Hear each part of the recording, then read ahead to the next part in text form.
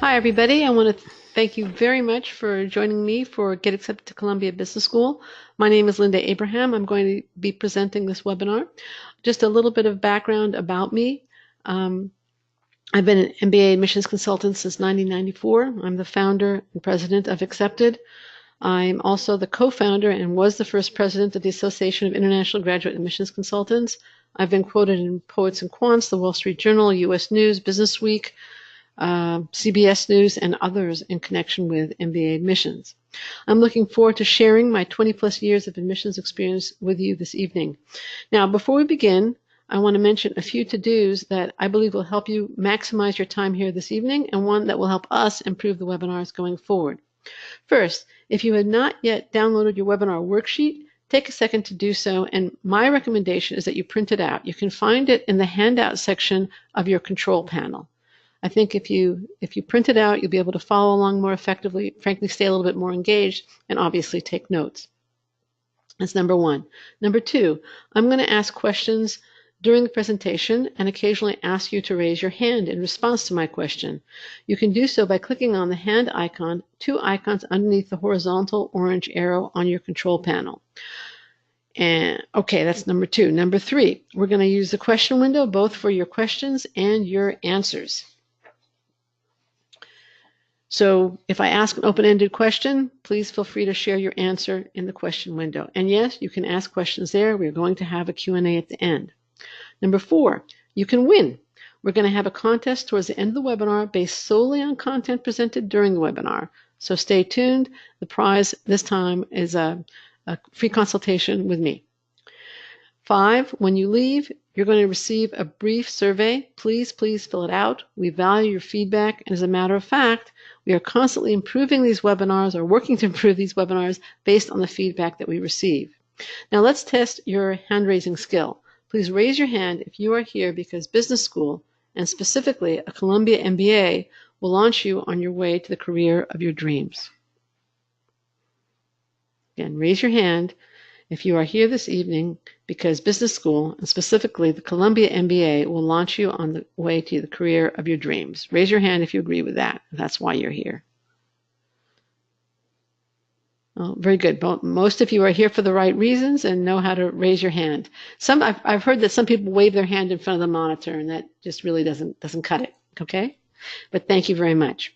Now, the last housekeeping item, and the one I think that is participants' favorite, is Accepted has a special for today's webinar registrants. And I'm going to tell you about it now so you don't have to wait till the end.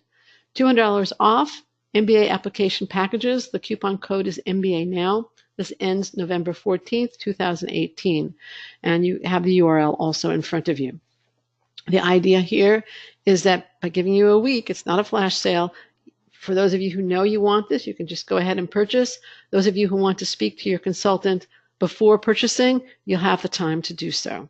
But you don't have too much time, so don't wait. After the webinar, go to that page. If you can either purchase there or you can, there'll be a link there, speak to a consultant, and you can arrange for that also. Before we start, I want to get a better sense of who you are, where you're at. So the first question is, just where are you located? Physically, geographically, okay? Our city and state in the United States, city and country outside the United States. And if you could post your responses in the question window, I would greatly appreciate it.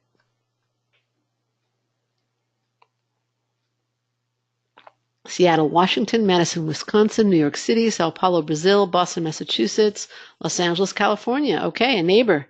New York City, Minneapolis, Minnesota, St. Louis, Missouri, Toronto, Canada, Sioux Falls, South Dakota, all over. Pretty good. Mexico, Phoenix, Arizona, Miami, Florida. Okay. Mostly, which is pretty typical for this time, mostly Western Hemisphere. And that's great. This morning was far more geographically diverse. We had Africa, South America, North America, Asia. I think the only place we didn't have Australia, but we also didn't have Europe, which was a little surprising. But okay, great. Welcome near and far. Second thing I'd like is to find out where you're at in the application process. So that should be appearing on your screen in a minute. Please choose the option that best describes you. And the options are planning to apply this application cycle, planning to apply next year or later, and or trying to decide whether to apply to Columbia Business School. Okay, again, the options are planning to apply this application cycle, planning to apply next year or later, or trying to decide whether to apply to CBS. Again, I think you can click on the option on your screen, and that'll be how you vote. Okay. Now we're at 71%. I'd love to get it over 80. 5, 4, 3, 2, 1. You're a great audience. We're at with 81% having voted. We have 48% are applying this year, 40% are applying next year or later, and 12% are trying to figure out if they want to apply to CBS. Okay, so we have more people in the evening planning ahead. That's okay. Now, Columbia prides itself at being at the very center of business, and indeed, that is Columbia's tagline. Columbia Business School is located a short subway ride away from Midtown Manhattan, Fifth Avenue, Madison Avenue, and Wall Street. And New York City, of course, is a leading business center, if not the leading business center internationally. And it's prominent in finance, entrepreneurship, fashion and luxury goods, media and entertainment, advertising, and healthcare. With recruiting strengths in consulting finance and special programs in value investing, private equity, and retail, ties to Madison Avenue and the entrepreneurial beehive that is New York City and Columbia University, it's not at all surprising that Columbia Business School is hard to get into. Its average GMAT this year is a 732. The range is, the middle 80% range is above 700. The average GPA is a 3.6, and that 732 is up from 724 last year. Now, I've visited Columbia Business School several times, and I've also interviewed the Columbia Business School admissions team for Accepted's podcasts and recently for an Ask Me Anything at Accepted. And these are wonderful resources that I really recommend you go to after the webinar. We will be sending out these URLs. Any URL I post, you will get in the email after the webinar. So don't feel like you have to write these down. Okay, but these are I think, really get you inside the mindset of the Columbia Business School Admissions Committee, who are going to be evaluating your application. My takeaways from these interactions is that the Columbia Business School wants to admit people who will be genuinely excited about being in New York City and being part of the energized city that never sleeps. They want people not only who can put up with New York, but who will thrive and take advantage of the opportunities that New York offers. People who want to build on the Columbia Business School heritage and be a proud part of the Columbia Business School community and not be distracted by New York City. People who want to be taught by cutting-edge researchers while at the same time engaging with leading practitioners. People who will know how to take advantage of everything that Columbia Business School offers. Now, the plan for the next, 50 minutes or so, maybe a little less, because I promise you a Q&A, even if I run over, is that we're going to go through my four-part framework for getting accepted to a top MBA program and apply it to Columbia Business School. You can use the strategic framework on other top programs too. And then we'll turn to tactics given Columbia's 2018-2019 application. I'm also, in the course of the webinar, going to occasionally mention certain warnings or caveats, basically rabbit holes that I don't want you to go down. So you're not going to get into Columbia by waving a magic wand, and a dab of makeup won't do it either. You need to submit a meaty, substantive application. And substance, in my mind, means competitive qualifications and an effective presentation of those qualifications. This webinar is going to talk about both the competitive qualifications and the effective presentation. The overriding aim this evening and when you apply is to show that you belong at Columbia. Now, I'd like to ask you, how do you show you belong? In the question window, please. I'm sure you've given it some thought. What are your ideas of showing that you belong at Columbia Business School? How do you intend to do that?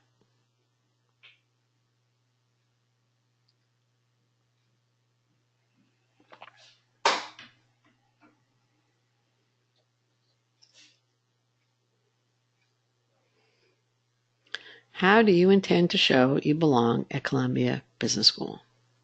It's probably a little latency at the moment, but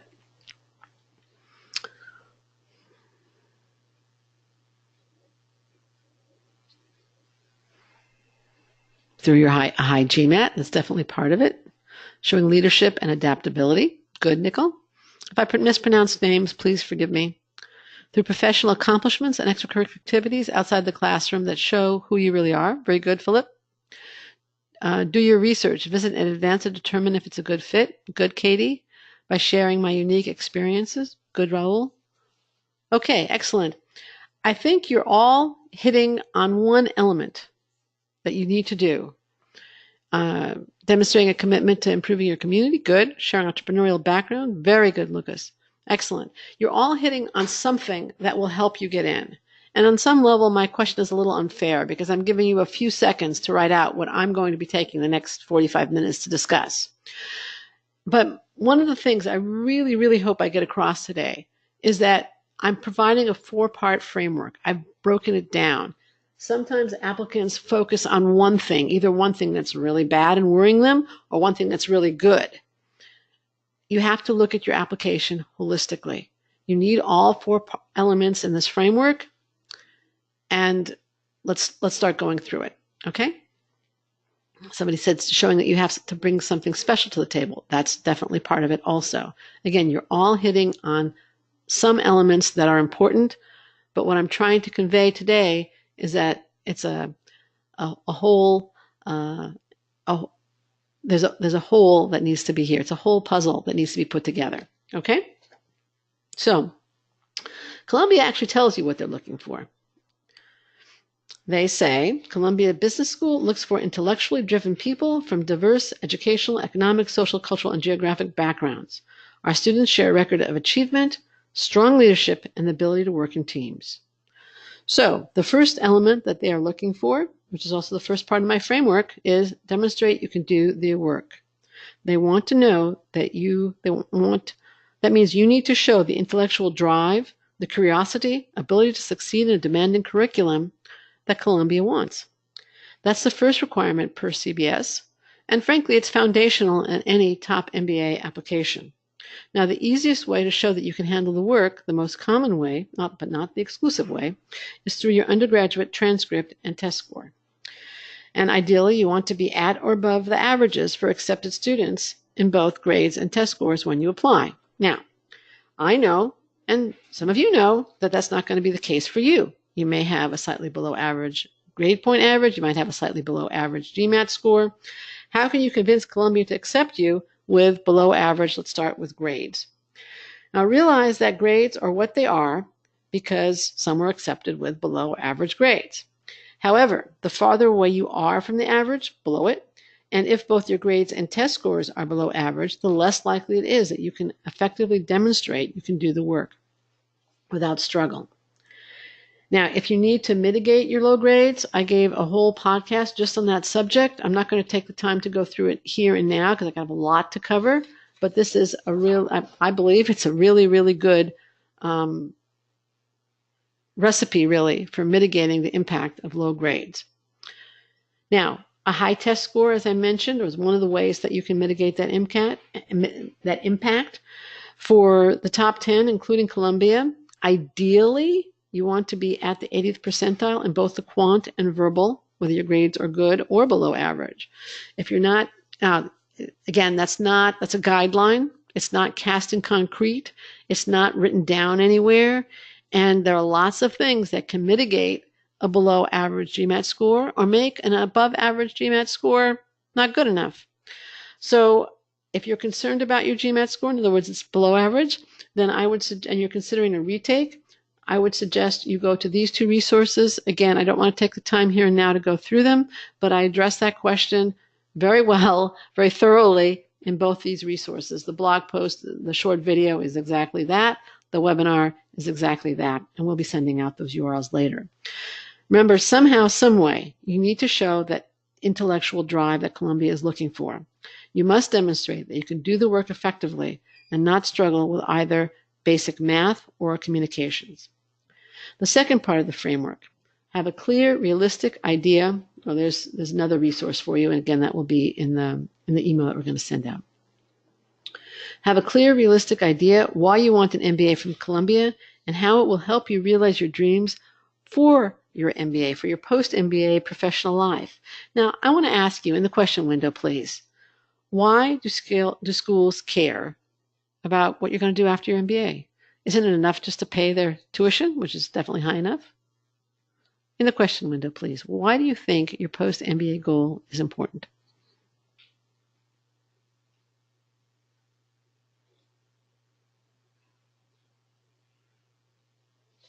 Their brand depends on it.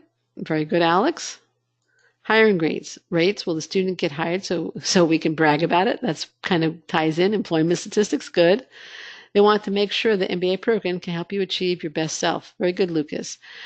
Top schools have limited spots, so schools like Columbia want to know that those admitted are going to make the most of it. That's part of it. They want to know, bottom line, Columbia's legacy. You're all getting it. They want to know, bottom line, that they can help you succeed. That's the overarching reason that it's important. The other reason it's important is because they ask you for the information. It's one element in showing fit with a program.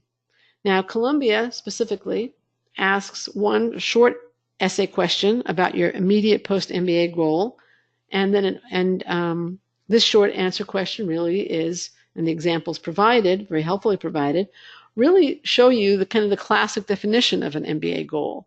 What do you want to do, and in what industry do you want to do it? CBS also asked for this information in its future employment section, but there I think it's much more just for statistical purposes. I think this question here is more really them getting to know what you want to do. Now, through your resume and recommendations, and then they also have the essay question. Through your resume and recommendations, we have a clear sense of your professional path to date. What are your career goals over the next 3 to 5 years, and what, in your imagination, would be your long-term dream job? That's essay number 1.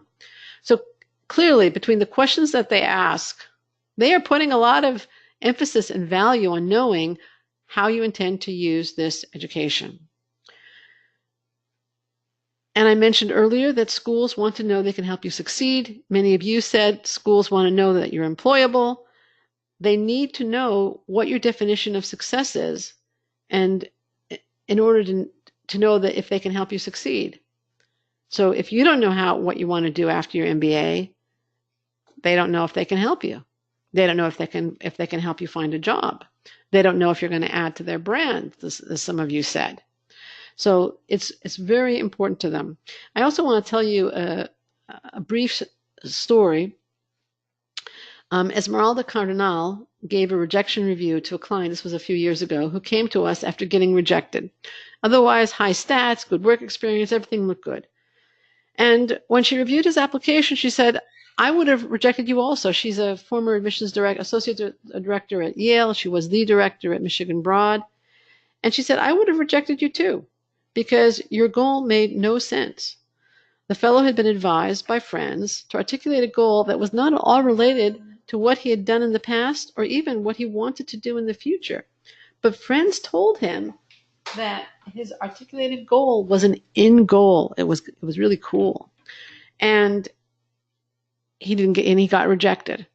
Needless to say, we advised him to articulate an authentic goal that connected his past to his targeted schools and his future goals. He was accepted to M7 programs. So the second, again, you have this clear goal, connect the dots between your past and your future via the Columbia MBA. The third part of the framework, show that you share Columbia's values and have the character it seeks. Now, I mentioned right off the bat that Columbia's tagline and mantra is at the very center of business. This is what Columbia feels is its biggest strength, and what is really very distinctive about its program. Now, its location, it's not just that it's in New York City. It's what are the advantages of being in New York City and part of the Columbia University. What does it mean to you? Now, if you listen to the interviews with the Columbia admissions team, this will come through really loud and clear. At least to me it did.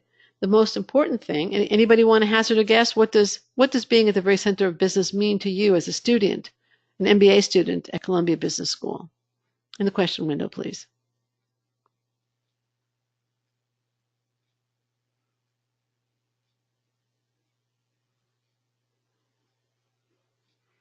This can actually be a really short answer. What does being at the very center of business mean to you? Network and exposure. Good, Mariana.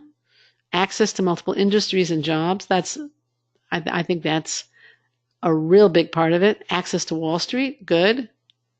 To me, it just means access, period. The center point in a circle has access to the entire circle. So it can be Wall Street, it can be multiple industries and jobs, it can be all kinds of things, speakers and conferences, master's classes, executives and residents. It can mean opportunities for consulting projects and networking, as many of you have suggested. Now, for you as an applicant, what does it mean? Have you taken advantage of these kinds of activities in the past? Have you initiated these kinds of activities in the past? Do you have the experience that will show that you can contribute to this kind of community? And what about the cultural richness of New York City, music and the arts? And then there's the multicultural nature of New York City and Columbia. Then there's also the challenge of New York City, distraction. Are you able to balance lots of stimulation and opportunities while remaining focused on achieving your goals and taking advantage of what's really valuable to you as an individual? That's very, very important to Columbia. Another value of Columbia is putting theory into practice. Columbia has Nobel Prize winners on its faculty and leading business CEOs who are accessible for presentations, conferences, and meetings with students. There's the idea of point of convergence for thought and practice leaders.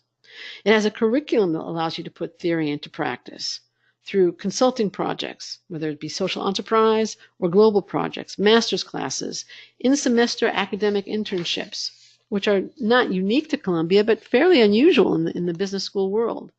There's extracurricular activities like the 5x5x5 Student Value Investment Fund or the Columbia Startup Lab, where you can actually work on your startup idea and then apply to the startup lab to launch it upon graduation.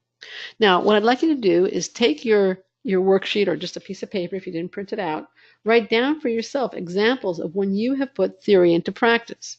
That could be when you turned a class concept or idea and applied it to a problem or situation. Or perhaps you read a book or article and took what it was talking about to work and applied it there. When have you demonstrated the seed of an entrepreneurial mindset? When have you demonstrated multicultural fluency or adaptability? Now, I mentioned entrepreneurial mindset a second ago. And realize that entrepreneurial mindset is not just about how many students start new businesses. It's about equipping students to assess opportunities and risk, and based on that assessment, initiate a response to opportunity, regardless of the size of the entity that you're working for. Whether it's your own small business or a startup, or whether it's a large corporation. That's an entrepreneurial mindset. Now, how can you demonstrate it? Well, when did you innovate and initiate? When did you see opportunity and seize it?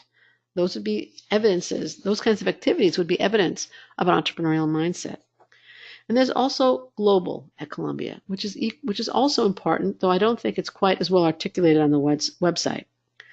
New York City is an international financial capital, and as I mentioned, it's multicultural. It's an incredibly multicultural city, as Lucas just mentioned in the question window. 42% of the students that entered in 2017 are international citizens. CBS offers global immersions, consulting projects, and social enterprise projects. Will you take advantage of those global opportunities if they're important to the achievement of your goals? It might be something that you want to mention. Where can you demonstrate multicultural fluency? Do you have international work experience, extensive personal travel, a multicultural background or experience? All those things may be worth including or being prepared to respond with in an interview. And then there's community, which is a very important aspect of Columbia's culture. And we're going to discuss that in a minute. But CBS is proud of its community and wants people who will sustain and nurture it. When and how have you contributed to your community? whatever, however you define it. It could be your neighborhood. It could be a religious community, an ethnic community, political, arts, sports, professional, to be sure. Any of those communities where you have made a difference are worth considering including or highlighting in your CBS application. Now, at this point, I want to issue one of my periodic caveats and warnings. There's a big difference between mouthing platitudes or spitting back websites and truly showing that you share those values. The former, frankly, is just a cheap form of trickery. There's no authenticity to it. Essentially, it's spamming them with phrases from their website or mantra-like repetition of "at the center of XYZ." That really won't do it. But examples in your essays, bullet points, in your resume, uh, specifics provided by recommenders, responses to interview questions should in total show that you both have what Columbia is looking for and can benefit from what Columbia offers. Now, I'm not at all suggesting that everything you write has to have all these elements in it. Not at all. But you should definitely show several of the elements that Columbia is looking for and values in different parts of your application. To me, Columbia wants to see how you will thrive on its campus and in its city, and that you have the grit and discipline to make the most of it all while flourishing in the craziness that is Manhattan. And also that you have the sense of direction and purpose that will allow you to do so. Now, I'd like you to suggest that on the worksheet that you have or a piece of paper, write down 3 to 5 ways in which you would demonstrate you share Columbia Business School's values. Essentially, I want you to be able to really take away something from today's webinar very concretely that's going to contribute to your essay writing and your application. Again, write down 3 to 5 ways in which you can demonstrate you share CBS's values. Perhaps list one of the values I just mentioned.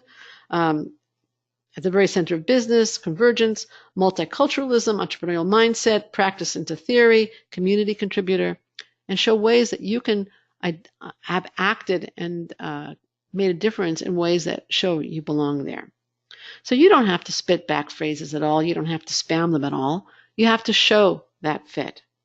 Another warning, if you focus on rankings or even the Columbia brand in a superficial way, that misplaced focus will obscure the fit aspect of admissions and contribute to you basically blending into all the other MBA applicants making the same mistake. The result will be that you blend in. You want to stand out in a positive way. You want to be the gem, not the stone. You want to show that you have distinctive experience and perspective to contribute. Now, Columbia has lots of applicants, and it can afford to be choosy. At the current application volume, it rejects more than 4 out of every 5 applicants, and that leads to my last strategic point and the last part of my 4-part framework. And 1 is show you can do the work. 2, have a goal that requires a Columbia MBA. And 3, show that you share the values that Columbia has. And 4, demonstrate that you'll be able to contribute to your learning team, your cluster, and the greater Columbia community, and ultimately make the school proud. Columbia wants students who are prepared to have an impact, both at Columbia Business School and beyond. So you need to show that you belong. To show that you belong, you need to show a habit of impact and teamwork throughout your application. So, do you have a history of successful collaboration? Have you contributed in the past? Think of the old Jimmy Stewart movie, It's a Wonderful Life. Where have you made a difference? I'd like you to give me some examples now. My voice is getting tired. Can you give me some examples of times that you made a difference? In the question window, please. I'll comment on it. How have you made a difference?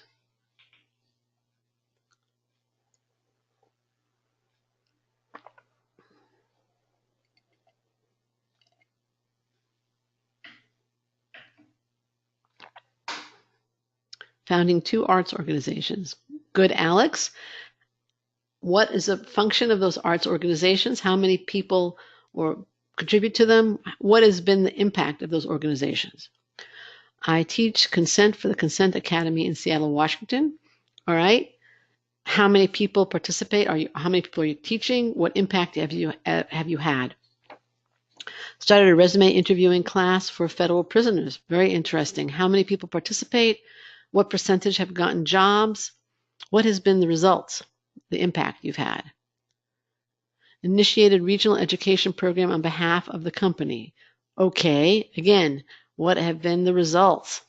How many people have participated? Have they gone on to higher positions? What has been the impact there? I helped reactivate the activities of my local Aero Club. All right, again, what are the results? Foster animals volunteer with local animal shelter. Very good. How many more animals have been placed as a result of your efforts? Founding an organization for growth of health and fitness industry in India. You're going to get bored. I'm going to have to stop this. What are the results? I recruit 30 plus volunteer mentors for high school students on college readiness and run a social club for professionals of color in my city. Excellent. Have you reduced the dropout rate in your city? Do you see where I'm going with this? Organize an event to donate first necessity products to 250 families that were in shelters due to floods. Excellent. Okay. That's more along what I wanted. Founded this tech startup on Bootstrap and leading to be Latin America's major company in this market. Very good. Set up cutting edge testing system in company. Good. What were the results? Did you cut time to market, reduce costs? What was the impact? Educated over 250 students through the program. Now we're talking. Okay. Established internationally recognized art gallery representing emerging artists, including Forbes 30 Under 30 and Swiss Art Award winners admitted into top-tier fairs, including Art Basel and Frieze. Okay, Alex, I think you're on the route, on the way. I've helped different organizations playing my music for raising funds for little kids' education. Good. How much have you raised, and how many kids have had their education funded as a result of your efforts, Rafael? I'm trying to get you to focus on the impact you've had. I think that's pretty clear now, and we're going to move on. The other thing I want to touch on right now in terms of how to distinguish yourself is work experience. So there's two aspects to work experience, quantity and quality. Quantity is really pretty straightforward. The average amount of work experience is 5 years. The middle 80% is 3 to 9 years. That is not going to distinguish you, the amount of work experience. And it might show that, again, that you fit in, but it will not distinguish you. What will distinguish you is the quality of your work experience. Now, qualitatively competitive work experience at Columbia Business School must show the leadership, impact, team experience, entrepreneurial tendencies that Columbia values, or at least some of those qualities. And this is really important, so listen up, above average progression on the job.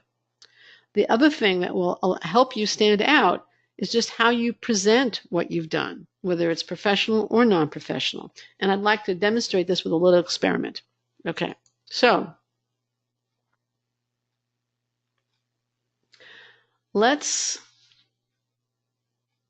I'd like you to let's do some hand raising, okay? How many of you work now or since college, work in finance or consulting? Please raise your hand. How many of you in college or since work in consulting? Okay, we now at 29%. Okay, how many of you, wait, let me put your hands down. How many of you have traveled outside your home country in college or since? How many of you have traveled outside your home country? All right, we're at 59%.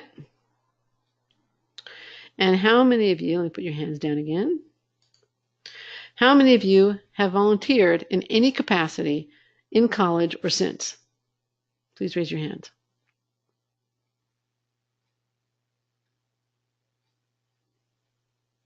Okay, we're at 48%. All right, now, different set of questions.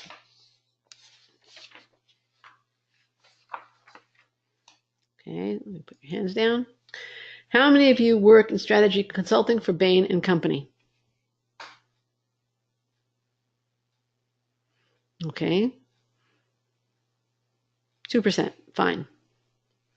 All right. How many of you have worked in financial analysis for a big pharma company, specifically on drug development and pricing? Anybody worked in financial analysis for a big pharma on drug development and pricing? Okay, 0. That's fine. How many of you volunteered at a summer camp for teens with autism? It could be present or past. Okay, 2%. All right. In the question window, please. What is the difference between the two sets of questions?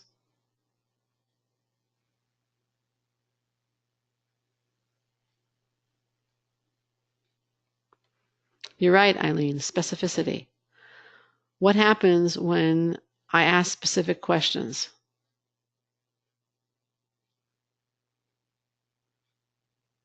What happens when I ask specific questions?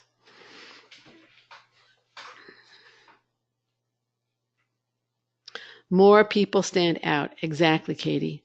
Chance to stand out, identifiable from the group.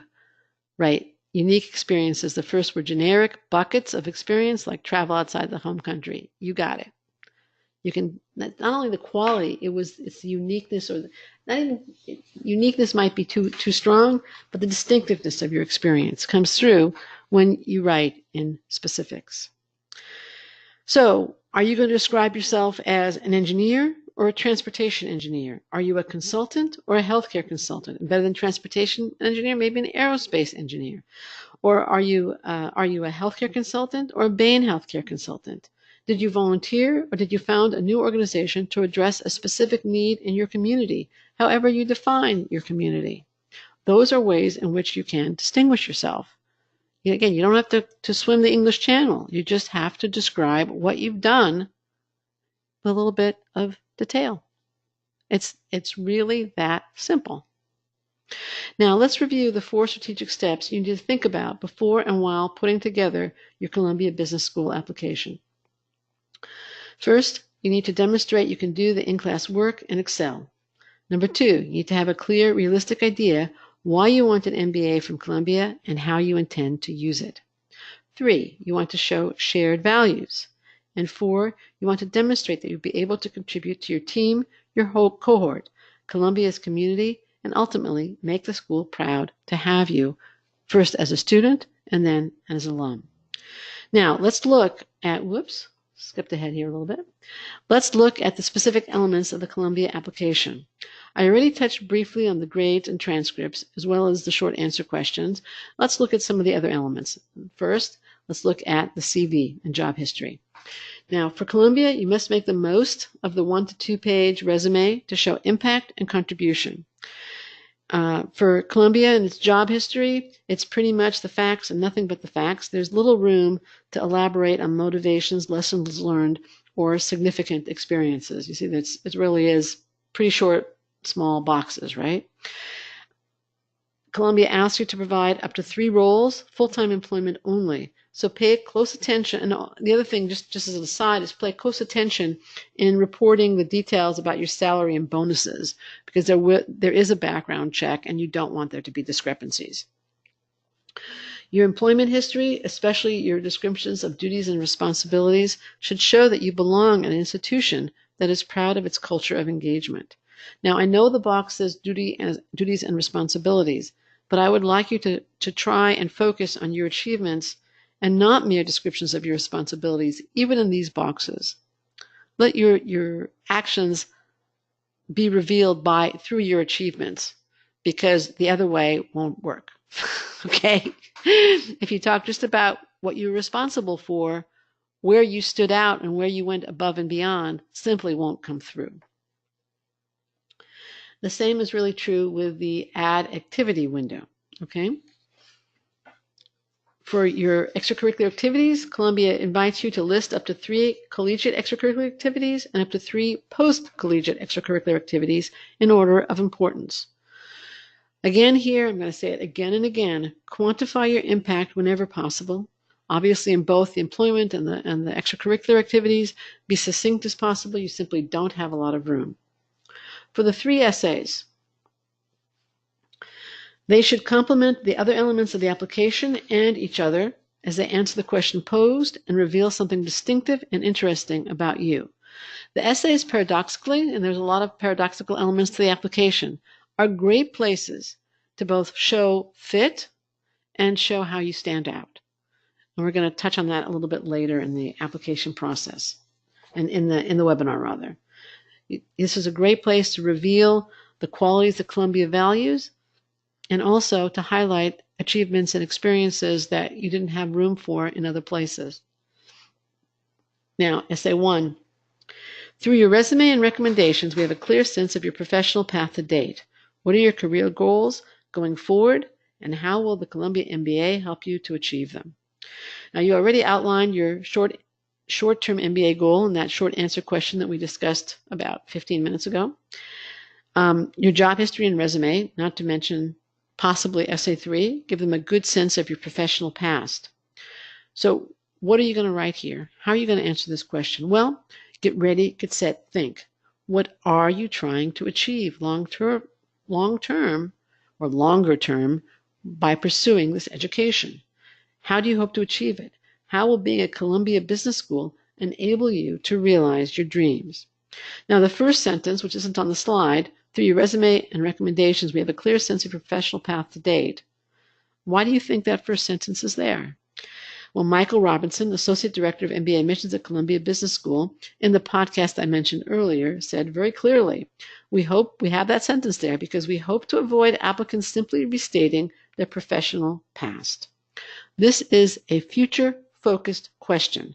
Don't repeat your past here. How would you like your career to develop beyond that post-MBA job? And yes, they do want you to dream. They're quite clear about that. So your response can be a little bit aspirational. Don't be afraid of that.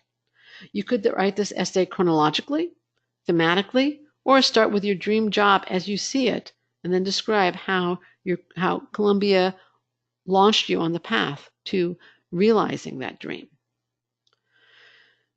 Given the word limits, you really have to, and this is true for all the essays, throw out anything that doesn't relate to these points. If the essay is still too long, focus on what's most important to you, and just get rid of the other stuff. This essay cannot be a cut and paste of a response to another school's goals question. Perhaps elements can be adapted from another school's goals question, but you can't just cut and paste. It's impossible. Okay, essay number 2. How will you take advantage of being at the very center of business? Now, we have, how are you going to take advantage of Columbia Business School and its strengths and its location? For suggestions, let's look at this short video that Dean Hubbard prepared. Okay, it's going to take a minute to load, and then you'll see it on your screen.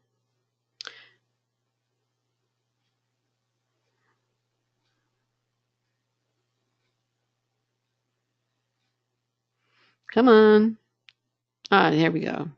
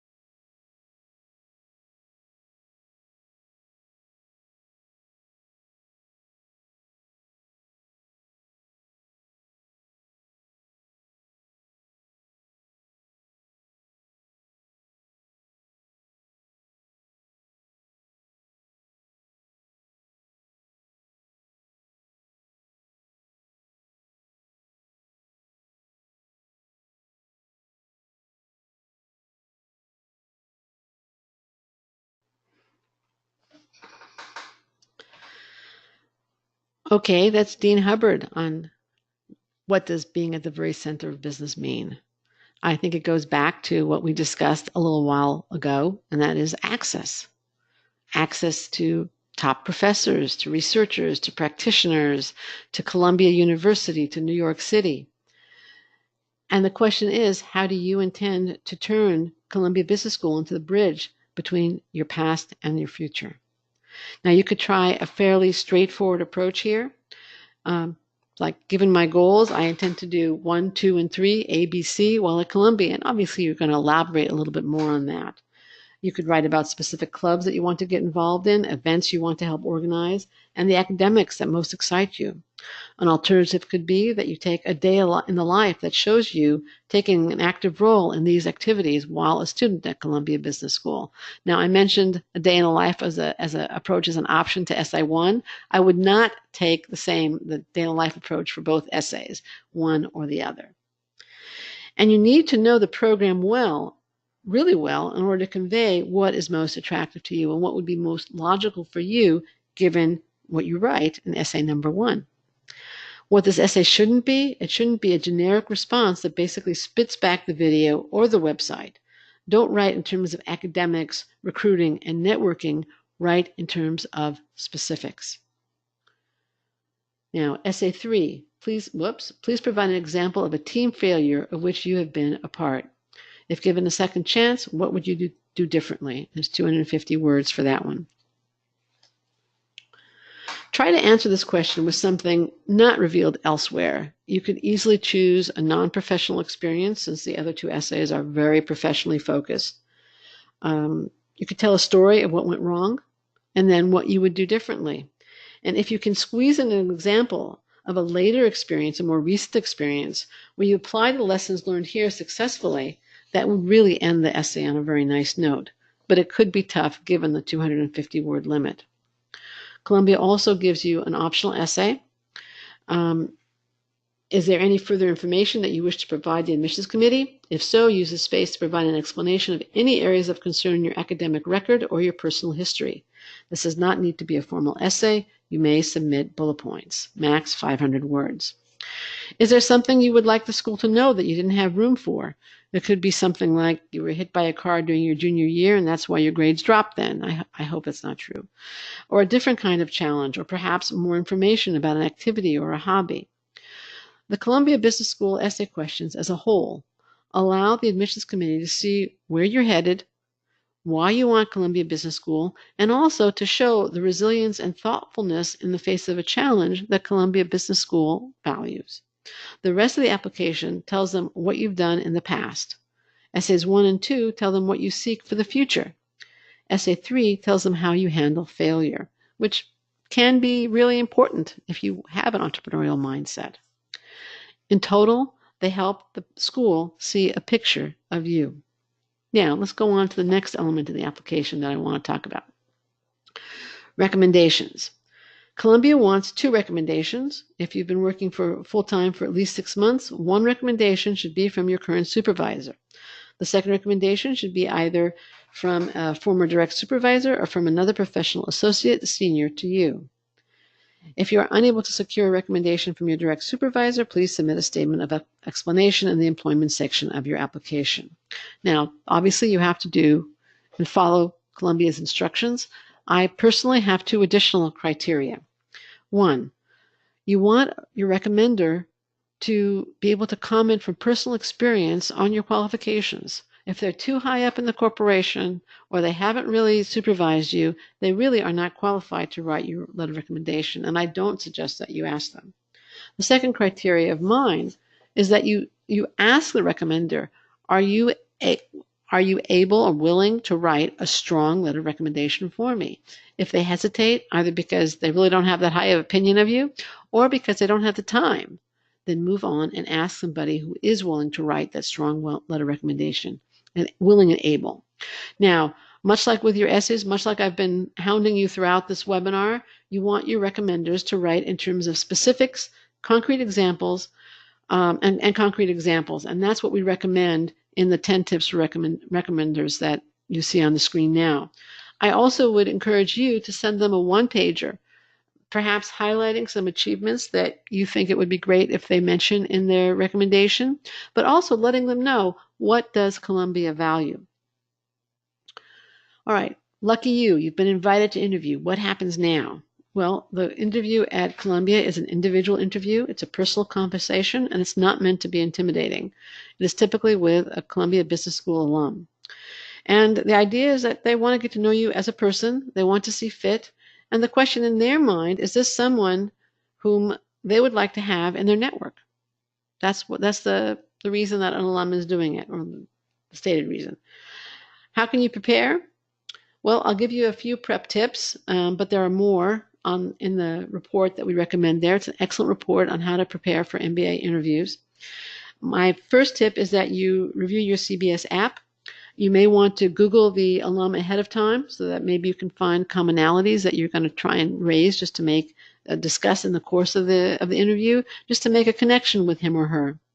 Also prepare thoughtful questions to ask based on their experience at Columbia. What do they think about, what were the best professors? What was the most influential experience they took or trek they participated in, or whatever it could be. Be ready to walk the alum through your resume as well as to respond to behavioral questions. And for behavioral questions, I suggest you use the CAR approach to structuring your responses.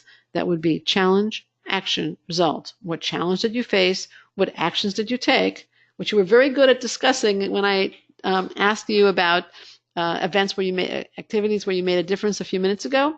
But don't forget the results. What was the impact? What was the change that you? How was the world a better place as a result of your actions? And again, personalized mock interviews. These are one-on-one mock interviews. You're much better off making mistakes in a mock interview, a rehearsal that we can correct, than making a mistake in the real thing when you can't correct it. Okay, let's go through. Actually, at this point, before we go through anything, I want to have my little contest, okay? So, the first two to answer the next question get a free 15-minute call with me, okay?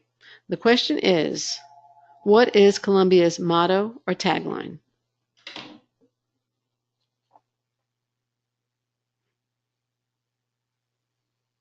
Okay, at the very center of business. Alex, you got it?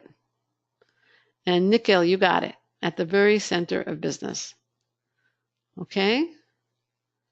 There we go. All right, so Rachel, did you see that?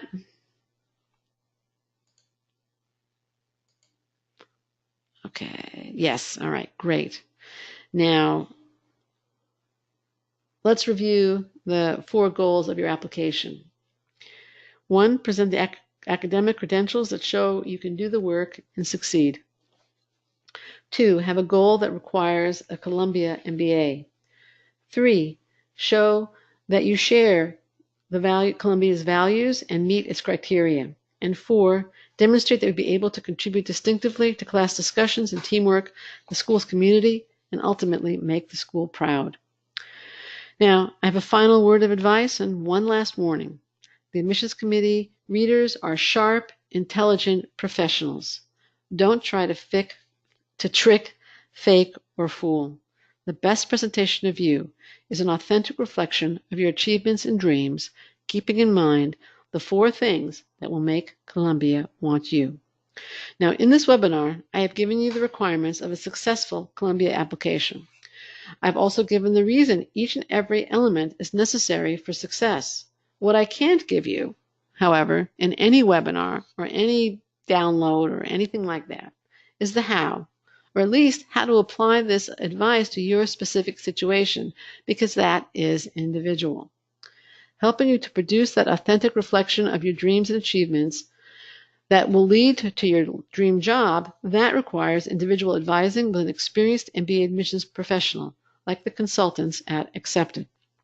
We want to guide you in showing that you both belong at Columbia, or whatever MBA program you're aiming for, and stand out in the applicant pool. We want to advise you in creating applications that accomplish everything we've discussed here today. Now, here's what you get at Accepted. You can access expertise and experience, reduce your stress, save time, optimize your school choice and application, and apply with the confidence that you're presenting yourself at your best. Now, some may say, except it seems expensive, and we're definitely not a cheap service because of the quality of our staff. But our fees are peanuts compared to the cost of an MBA, and maybe even compared to the cost of not using our services, because there are risks associated with not using Accepted. There's a cost of reapplication, which is $250 roughly per application, not to mention the possibility of needing to retake the GMAT or GRE. There's one additional year of pre-MBA earnings, and that can cost in the 5 figures in dollars. There's potential that you could have gotten into a better program with lifelong higher earnings and network, and I'll let you calculate that cost. Every year, we work with applicants who talked to us a year earlier and decided after taking the do-it-yourself approach and getting rejected to work with us a second time. Now, we welcome them. We're happy to work with them, but they would have been better off working with us initially, and so would you. But enough from me. What do Accepted's clients say? Let's take a look. I want to thank you for all your help. I couldn't have done it without you. This client worked with Esmeralda Cardinal, who I mentioned a few minutes ago, and was accepted to Columbia Business School and Booth. Or the one on the right. I'm very happy to tell you that I've been accepted to Columbia. Thanks so much for your help along the way. Your insight and careful critiquing of my essays truly did the trick. Indeed, I had a friend contact me to ask for advice after I was accepted. She was asking me about consultants, and I let her know that you helped me. Thanks again. And this applicant, or now MBA student, was from a very geeky, overrepresented group in the applicant pool. He worked with Cindy Tokumitsu. Here's what I'd like you to do after the Q&A. Yeah, we are going to have one. I promised it. It's now early November. It's the perfect time to get started on your Columbia Business School application. You can still submit early, even though it won't be early decision, if you submit in early December, approximately a month away, or you can submit by the Merit Fellowship deadline, which is January 4th. If you contact us as soon as possible, and we're happy to help you from scratch, or which is our package, or review and edit your essays. Our goal is to guide you so that you present all 4 parts of the critical framework discussed today and show that you both belong at Columbia and are a standout in the applicant pool. Take these steps. Visit accepted.com/MBA package, choose a service that's right for you, get the guidance that you need, and apply confidently and successfully. These are the steps that were taken by the clients you just heard from, and I hope you'll join them too. I also want to remind you of the special offer I mentioned at the beginning of the webinar, $200 off our MBA application packages. Code is MBA Now, and you have the time, if you get on it, to talk to a consultant before you purchase and to still take advantage of the offer. And now for your questions. Javier asked, what's the acceptance rate your clients have? Overall, our MBA clients have in the 80% range for acceptance, and most of them are applying to top 15 programs. And we do not screen by GMAT or anything like that. We take whoever comes to us. We do assess their chances, but we take whoever comes to us. Thanks for the question. Let's see, other questions.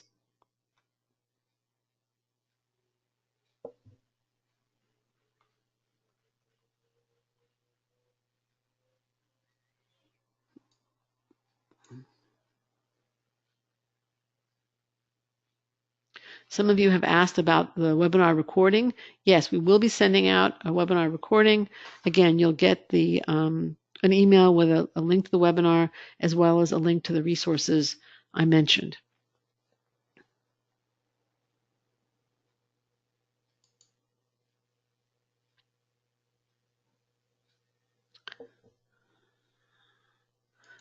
Lucas, I see you're posing a question. I see part of it. I don't see the question part of it, though. Do you want to post that too?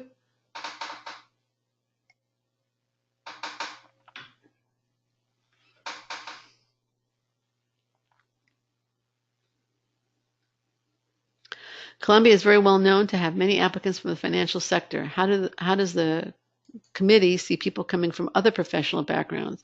It welcomes them. Columbia wants to have a diverse class. As long as you can make a logical argument for needing an MBA and the relevance or value of what you've done in the past, whether it's professional or non-professional, to what you want to do, and in some way, it doesn't have to be in the same industry, they are very interested in hearing from you. So don't think at all because you're not in financial services that you can't go to Columbia. Again, they're graduates, and I don't have the statistics in front of me. They go into high tech, entrepreneurship, Madison Avenue, marketing and advertising, retail, all kinds of sectors. So don't let that stop you from applying. And if anything, it's a strength. Any other questions?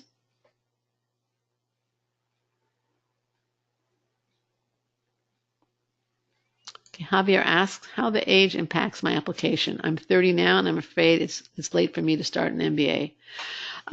Again, I think I showed you that the 80th percentile was 3 to 8 years for the Columbia MBA. And I'm guessing you graduated around 22, so you probably do have right around 8 years of work experience. So you're at the higher end, and Lucas, I see you're a little older even. If you can make a good, it also depends a little bit on what you want to do after your MBA. If you are an older applicant and you say, I want to go into entry-level management consulting, or I want to go in, entry-level investment banking, that's a challenge because those recruiters are really looking at people who are less experienced and younger. On the other hand, if you're a little bit older and you say, I want to build on the experience I've had on the MBA, or I have job connections where I'm going into family business, for example. I don't need the recruiting at Columbia. I don't think we'll have a problem at all with your age. So I don't think that for either of you, that's an automatic stop. It's just something that has to be addressed. All right, Erickson asks, if my GPA is below 3.6, but I perform well in other scores, like the GMAT, with other requirements, can I be admitted to CBS? Well, it depends a little bit. This is, again, something that I dealt with at the beginning of the webinar, very briefly, though. It depends a little bit on how much below a 3.6 your GPA is, what were the circumstances that contributed to the GPA, how long ago that was there an upward trend to your GPA while in college? If you tell me that you had a 2.2 GPA, that could be a really, really big problem. If you tell me that you had a 3.2 or a 3.3 GPA and there's an upward trend to it and your GMAT is really good, then I think, yes, you can be admitted to CBS. So there might also be diversity elements. So again, I don't think, one of the things I tried to get across is that you're presenting a whole picture via your application. They're looking at a whole picture. One low stat, depending upon how low, is unlikely to blow it out of the water. It's an issue you have to deal with, you have to address, but it usually can be dealt with. Okay, Mariana asks, will the application review be consistent for students from different regions, or will there be a benefit from being from an unusual country? Okay, the schools value diversity. So if you come from a country that's underrepresented in the applicant pool and underrepresented on campus, then you're going to add a diversity element to the school's community. And that is something that Columbia is likely to value. That doesn't mean that you can't, that you don't have to show you can do the work or the other elements, but it is going to be a plus for you. Thanks for the great question. Let's see what else.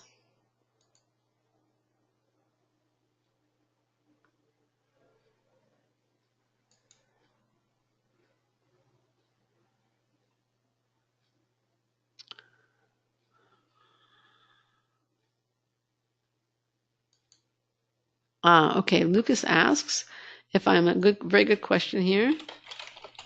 If I'm a business founder, choosing recommenders might be a challenge. What's your advice on that? I would advise you to talk to either some, I mean, I don't know exactly what kind of business you're running. It could be that you go to your attorney. It could be that you go to or accountant. It could be perhaps key customers that you work closely with, maybe major suppliers. Anybody who's worked closely with you could then be a recommender. Obviously, you can't have a supervisor.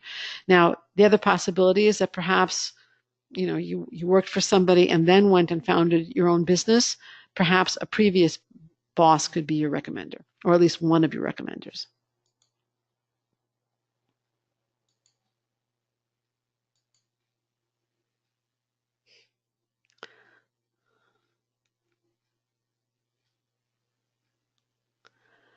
All right, Philip asks, how would someone coming from a manufacturing background be perceived by a school like Columbia? Would it be a strength or weakness?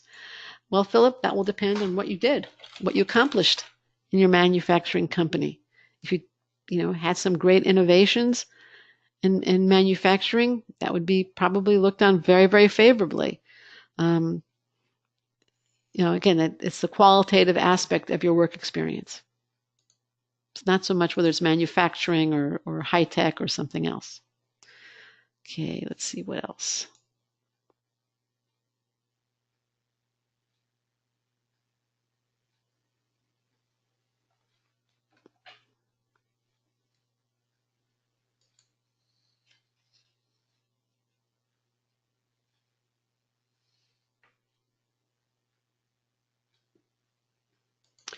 Eileen asks, I'm not interested in business schools in the U.S. Will your program help with schools in Europe? Yes, definitely.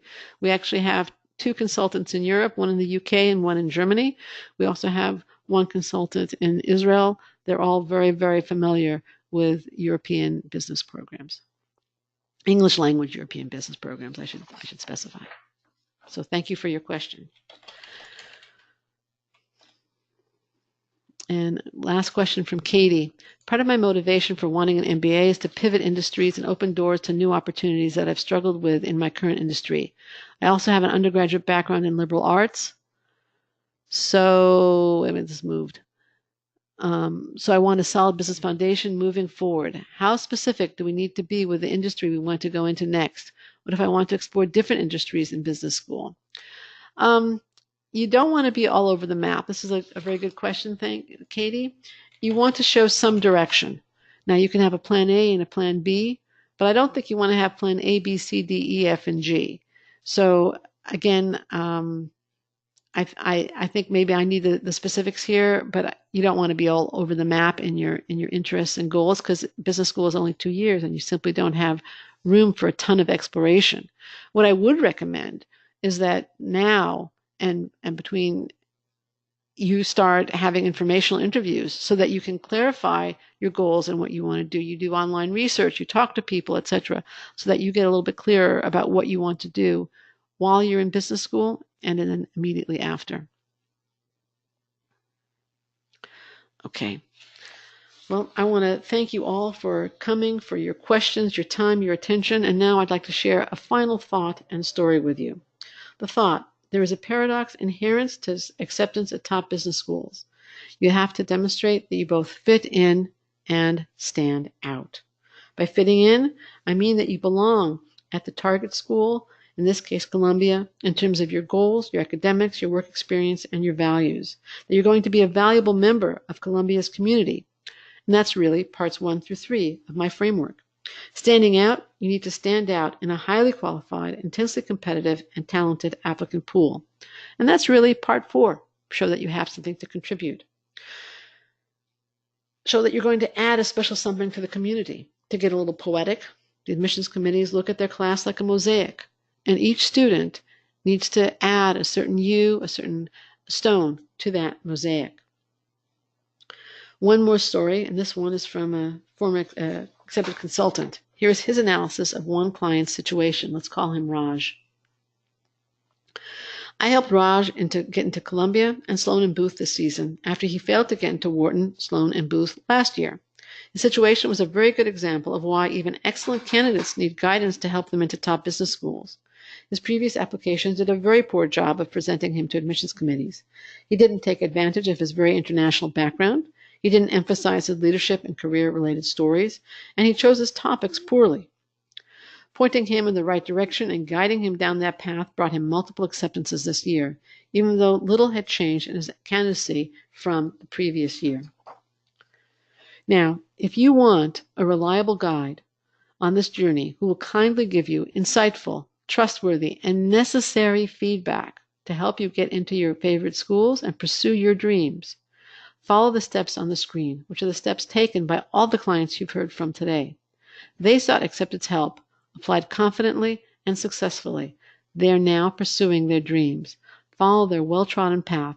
Take the steps on the screen as they did, and pursue yours too.